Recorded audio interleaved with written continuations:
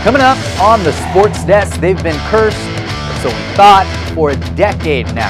Do the ladies at South High have what it takes to undo the spell that stopped them in the CIF semifinals for the past 3 seasons?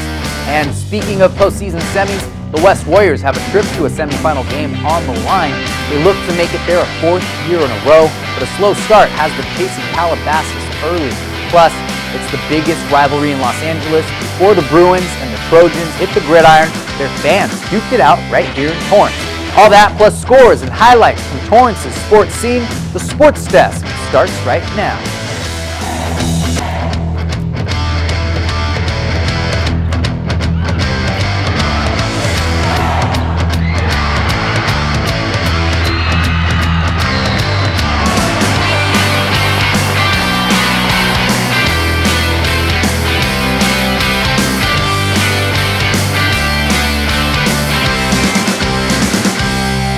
Hey there, Torrance. How's it going? Welcome to a new week on the Sports Desk. I'm your host, Juan Hernandez.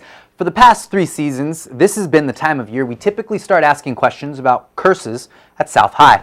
On the pitch, the Spartans rallied 7 straight semifinal appearances before finally winning one back in March, potentially breaking the curse of late start Tuesdays or the curse of the daily breeze. Whatever it was broken. Meanwhile, on the volleyball court, South had hosted back-to-back CIF semifinals, all tough losses. And as luck or hexes would have it, the Spartans marched through the playoffs this fall only to host another CIF semifinal match. Had the curse died last spring on the pitch, or did it just take up a full-time home in the Spartan Gymnasium? On Tuesday, November 18th, 2014, the South Spartans volleyball team accomplished something a decade in the making. It's 10 years of waiting to go back again. It's 4 years of losing in the semis here. People talking about the late start curse, the gym being cursed. You know, I was talking to somebody saying maybe we were wrong to open the gym a week early for that first semi. The real goal, a CIF championship, was still several days away. But after a series of semifinal losses on their home court, the Spartans celebrated more than just a CIF championship game berth. This is our 4th year in the semifinals. We lost every other year, and even before the game, we were all here early. We were all ready to go, and here we are. Oh, I don't even know what to say. We earned this whole season. We've been working up to this. This has been the goal all season long. So, this year I felt it was different. There was no curse. We really fought for it out here. With the curse broken, the championship might as well have been in the bag. And you'd have thought that by watching the girls celebrate after beating Esperanza in 5 games. The late start curse they didn't talk about at all. And really, there wasn't any curse talk at all this year. Somebody else on campus asked me about it, but no talk about it from the girls at all. There was just, we're going to win this match. In Game 1 against Esperanza, South surged to a 19-11 lead, only to be outscored 14-4 down the stretch. If the Spartans were, in fact, cursed, this was the proof. 3 years in a row that we've lost in the semis here, so it's 4 straight semifinal games. Who gets 4 straight home semifinal games? That's unheard of. But this night didn't play out like the semifinals on the same court the past 3 seasons. The Spartans came back to win. The entire gymnasium was electrified. At some point, the student section came up with a new celebration. Or something. But even after all the claims that they weren't cursed or that they weren't talking about it, it turns out a certain pregame ritual between a coach and his daughter quickly turned into a good luck charm. At least, when the Spartans look back on this CIF championship in another 10 years, that's the way they'll tell the story of breaking another campus curse. Last Thursday up at Chadwick, before the start of Game 5, when our season could have been over, she came up and she kissed me on the forehead and said, "I love you." And I thought, oh no, that's the kiss of death. But it turned out to be a good luck thing. And so she did it again on Saturday, and we won that. And then she forgot tonight. And I don't know how many people saw it, but I had to call her over. Hey, you forgot something. And she did it, and we played well. So you are superstitious. Aren't all athletes? The Spartans staged comebacks in all 3 of the CIF championships, including the 3rd after trailing 24-21. Then they rally off 5 consecutive points to win the program's first CIF championship since 2004. 3 times in the postseason, South had to win 5 games in order to advance. Corey Kush has 31 assists to accomplish something very few prep athletes get the chance to do. Back in 2004, Corey watched her dad coach South in that championship season. She said winning a CIF title, playing for him, was all she's wanted to do ever since then. And in her senior season, the duo accomplishes just that. Now it's on to the SoCal state tourney for the Spartans. Meanwhile, in cross country, squads from the southern section ran for the CIF crown. South's Kim Kosha took second place at the event with a time of 17 minutes and 40 seconds. She finished 23 seconds behind CIF champ Brianna Bartello out of Laguna Hills. The Spartans girls squad finished 5th overall. Their classmate Nick Lofgren qualified individually for the South boys, running his race in 15 minutes 7 seconds to finish 5th overall. And the West Warriors team qualified for the state event by placing 6th overall. According to their coach, Jason Druten, the squad felt snubbed when they didn't receive a top 150 ranking in California to start the season. Now, here they are competing for a state title. And it seems like every time the West Warriors make a cross-country headline, one of their very own makes a headline himself. Former West Warrior, current Elko Warrior Teddy Casa took a 6th place finish at the California Community College Cross Country Championship, adding to his South Coast Conference Championship season. Meanwhile, 2 Torrance golfers took to the tee box in their own hunt for a state title. Torrance High's Nina Navia placed the highest of the 3 South Bay golfers competing at Red Hill Country Club for the CIF WSCGA tournament. She tied for 8th place with 5 other golfers with a 75 at the par 72 course. North High's Haley Tigrit shot an 80, good for 27th place. Now, as for the men at El Camino College, their second loss of the entire season ends the 2014 campaign. They enter the Southern California Regional Playoffs with the top 3 seed. Then they suffer a 2-1 loss to number 14 Southwestern at home. The Warriors avoided losses like the plague all season, with their only other slip-up coming against Mount Sac to open up conference play. 10 times the Warriors finished in draws, matching their win total on the season, in which they scored 44 goals. It caps off the Warriors' first conference championship since all the way back in 1991, earning coach John Britton Coach of the Year honors for the South Coast Conference. Joining Britton on that list of conference honors are 9 of his players. Garrett Bocelli, Brandon Cando, Emmanuel Corona, and Andy Nunez all received first-team honors. Cando earned his all-conference honors for the 2nd year, and Nunez led the SCC with 9 goals on the season. As for the volleyball squad, Coach LaValle Pattison earned Coach of the Year honors as well, with the Warriors taking their 5th consecutive conference title.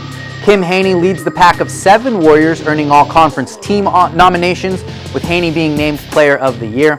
4 Elko players made it onto the list as first-team selections, while the Warriors prepared to start their playoff run at home.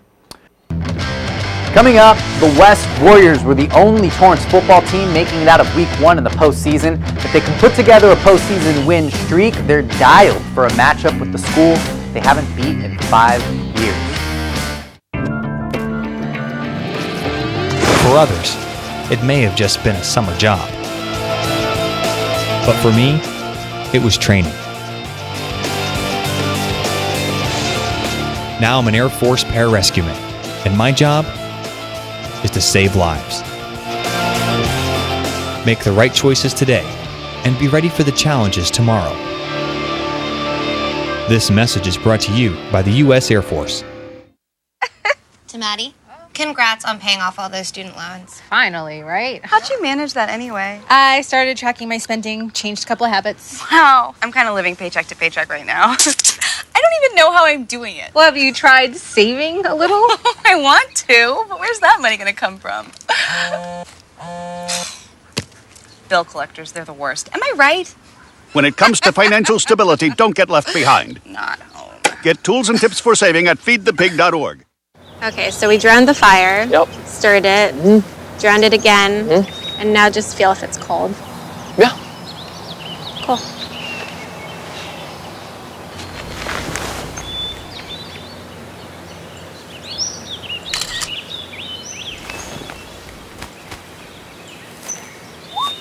Smokey just gave me a bear hug.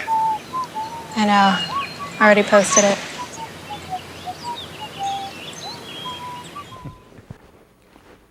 Hey everybody, welcome back. You've seen this guy patrolling the sidelines each and every week for the Sports Desk. We are now joined by the one and only Colin Kushner. Does that work for you, buddy? I think I like the intro that I wrote, but no. I think that we can make it work. There's only one Colin Kushner. And I hear, at least you were telling me, you were at West High last week and some pretty exciting stuff. I was, man. You know what? CI playoffs, always exciting. This game, even more, it had me on the edge of my seat the entire game. So what do you say we head out to Peterson Field for some highlights?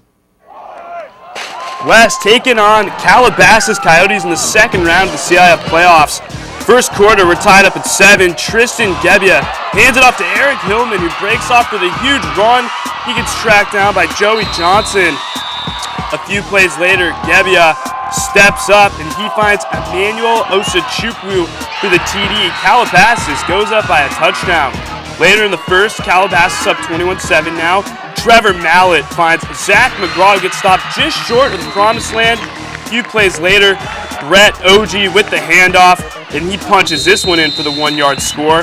West down 21-14. Second quarter here, same score. Gebbia drops back, and he's going to get picked off by Dale Rouse. Rouse had himself quite a game here. Ensuing West drive, Mallett to Rouse, and he goes into the end zone. We're all tied up at 21. Later in the second, West down 28-21. Trevor Mallett to Dale Rouse for the TD. We're all tied up at 28 apiece now. Third quarter here, West up 31-28. This is where the Warriors would take over. Calabasas with the fumble, and Benton Shortridge recovers. Ensuing West drive, Michael Timmerman takes this in for the touchdown. No OG, no problem. West takes commanding 38-28 lead. Fourth quarter, same score. Trevor Mallett showing off his inner Johnny football. Mallett off to the races here. He'll take this one in for the score. The Warriors go up 45-28. And later in the fourth, Dale Rouse punches this one in. Second rushing TD of the night. West hangs on to win this one 52-41. Let's hear what Coach had to say after the game. They came out, they were firing all cylinders. We went down 21-7 right away, and that's kind of scary. You know, I thought to myself, this thing could be like, 60 points. We could get run out of the stadium. But then we started to respond a little bit offensively, and we got a few stops defensively, and the momentum started to shift a little bit. We started to play with more passion, and then we knew it was going to come down to the wire, and we probably should have finished it off a little bit better at the end, but we had some tired dudes out there, and so did they. As Coach Holt likes to say, they just keep on swagging. West tacks on another win. They improved to 12-0 so far this season. Dale Rouse had himself a huge night, getting it done on both sides of the ball for the Warriors. He racks up 84 yards receiving and 3 total touchdowns. Oh, and let's not forget, he also added an interception. Kid was just all over the place. Quarterback Trevor Mallett, no relation to Ryan Mallett, added a couple of TDs. And let's not forget about Brett Ogie's replacement, senior Michael Timmerman, rushing for just under 100 yards and 1 trip to the promised land. West and Calabasas combined for 56 points in the first half alone. It's pretty obvious, the West Warriors are a really, really, really good football team. Solid offense, defense, special teams, you name it, they got it. But it's how they came together as a unit in that second round win over Calabasas that showed us just how good they really are. We all know the West Warriors have been on fire all season. I mean, look no further than their now 12-0 record. But even with a nice 0 in the loss column, the Warriors showed how resilient they are as a team with a second round win over Calabasas. These guys, they play, and they play, and they play, and they play, and they haven't quit on us at all, ever. So I'm really proud of the way they've come back and they fought. And, when you get to this point, we talked about it, if you want to be a champion, you got to act like a champion. And champions don't quit, and we had some guys step up. West was down 21-7 early on and lost running back Brett Ogie in the second quarter to injury. It seemed as though this one could be a recipe for disaster. And while the scenario didn't look good, the rest of the guys stepped up and made it happen. That's our philosophy here. Next guy up, Brett Ogie, big star, big running back on our team. He gets hurt, I step up, I have a good game. But that's not because of me, it's because of our O-line and our offense. West keeps on winning, and they keep doing it in ways that surprise us each and every week.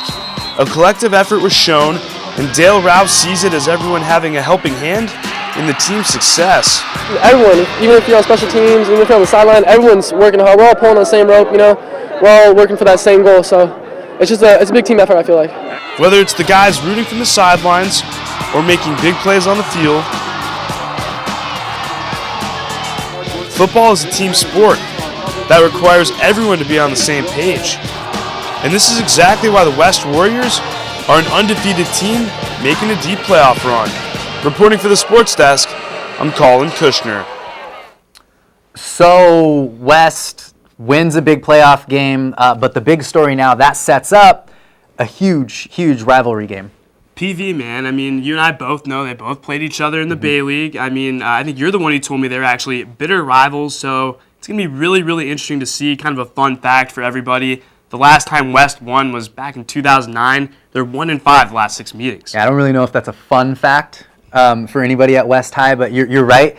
Nobody on that campus likes really anybody from the Hill, from PV. So should be a pretty good matchup. Pretty excited about that one. Colin, thanks for coming in. Thank you. All right, everybody, coming up in just a minute, West and PV have their big rivalry game on the horizon. Meanwhile, another big Southland rivalry comes right here to Torrance. Michael Adams? Here. Michael Adams? Here. Michael Adams.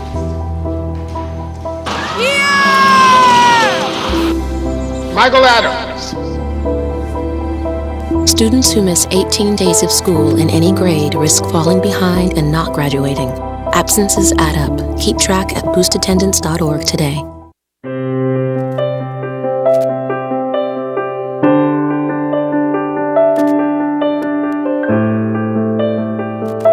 At what age is the color that your skin was meant to be no longer beautiful? Every year, millions of young women try to change the skin they were born with and say they die for darker skin. Sadly, some actually do.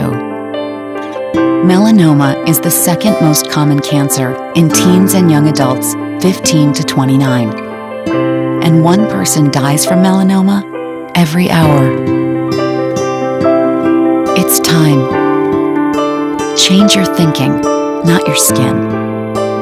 Stop tanning. Learn more at spotskincancer.org. A message from the American Academy of Dermatology. Welcome back. Every football rivalry worth being a rivalry has a great story and something on the line beyond a tally in the win or the loss column. Back in 1939, UCLA Bruin cheerleaders started the tradition of ringing a giant bell after every point scored by the Sons of Westwood. It was no ordinary bell, though. It had originally hung from a Pacific freight train, so as you can imagine, the thing was pretty big. So for the 1941 SC UCLA game, 6 members of Southern California's Sigma Phi Epsilon fraternity infiltrated the Bruin student section. Then they graciously helped their new fellow fans load the 295-pound bell into a truck for its journey back to Westwood. Being the nice guys that they were, they also took it upon themselves to drive off with the bell. Only they took it back to their own campus where it disappeared for the next year. And with that, the battle for the Victory Bell was born. Now, over 70 years later, a new tradition takes place right here in Torrance each year. Before the bell gets painted blue or cardinal, boosters gather in town to raise money for Torrance schools, all in the name of a little bit of smack talk. All that money goes to the 5 local high schools here and their athletic departments to use as they deem fit. Here in the South Bay, before the annual USC-UCLA football game, the Rotary clubs in the area put on a little fundraiser that helps each of the 4 Torrance schools and Redondo Union High School athletic programs. This is the 6th year of the UCLA-USC luncheon, and despite the bitter rivalry, it's all about giving back. It gives a whole initiative and momentum. So in this case, we can go to the city council and invite them to have a table, which they bought this year, and they're supporting their high schools. So, it's all wrapped around Torrance and Redondo Beach. Redondo Beach is one of the clubs this year. The money raised from the event will be going to the local high school athletic departments to help out wherever there is a need. For our athletics, it goes to a little bit of everything, as far as helping different programs out with, like you said, equipment, not so much uniforms, but coaches, so just a little bit of everything that takes to run a sports program. We rely on parents and students and different partners with each school to come through and raise money and help support the programs.